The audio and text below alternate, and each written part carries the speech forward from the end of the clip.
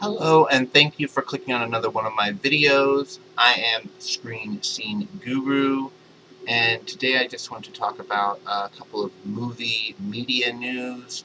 We've got the opening box office for Beetlejuice, now projected at $110 million, which is a very successful box office result for Tim Burton. I believe that's the highest box office opening for a film he's had in his whole career.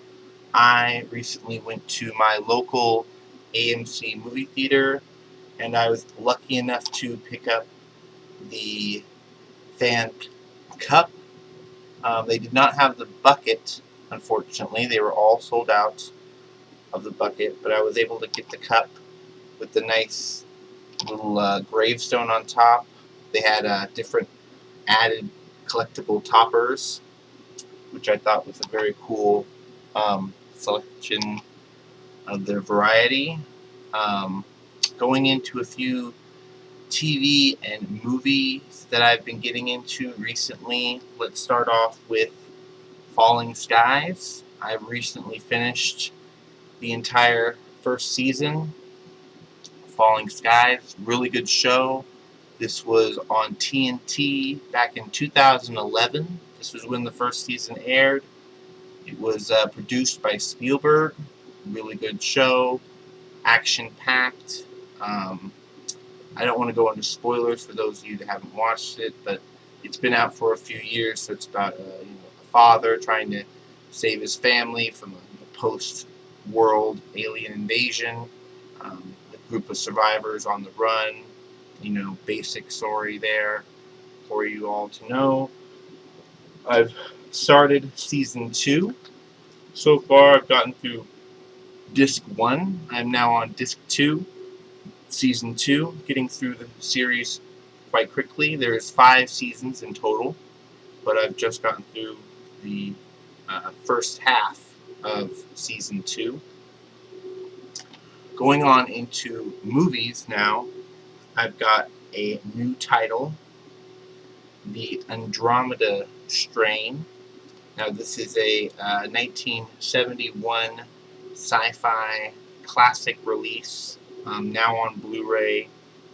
This is about a satellite crash that leads to a outbreak pathogen released in a small town outside of New Mexico, and the government is called in to quarantine the area and study this otherworldly virus that's spreading.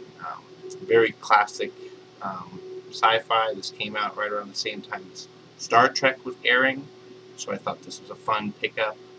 So I got this in the category, as well as DVDs now. Moving on into the last pick, I've got Dev Patel's Monkey Man. Now, this was produced by Jordan Peele. He actually picked this up from going to streaming, so I was very happy to pick this up. I've heard a lot of high praise about this. People have talked about how this is basically the modern day John Wick, Indian John Wick, which I was very excited to hear. Also, that they might make a sequel. I'm not exactly sure. We'll have to see whether or not they'll want to pick this up. I believe this is Universal, which is different from John Wick. I believe John Wick is Lionsgate, but Universal did this, so same as the Jurassic World films. Very interesting. I have not seen this yet. I'm glad to check this out. But that was all my picks for this week. Media, television, and movies.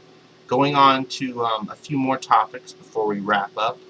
I just want to remind everyone to like the video, subscribe for future content on Screen Scene Guru on YouTube and on Instagram. So I would very much appreciate it if you did that. Moving on to fellow media, in-source news.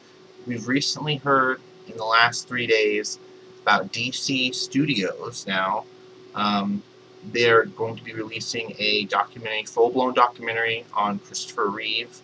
They're calling it the Superman Christopher Reeve story. It is coming out in select theaters on September 25th.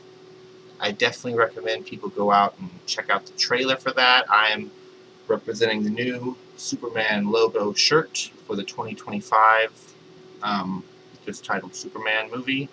But I definitely recommend people go out to this. I believe is the first James Gunn produced film in the new DC studios. So definitely recommend checking out this Christopher Reeve documentary about people who grew up with him as their Superman. For people that have never been introduced to the character, that Superman, I definitely recommend people rewatching the 1970s and 80s films just to get to know what he was like.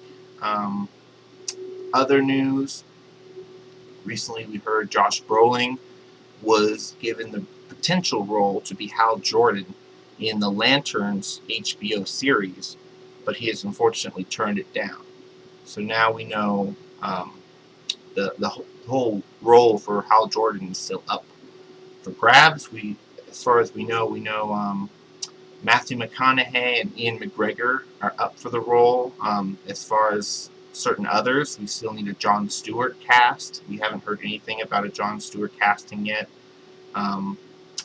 More news to come.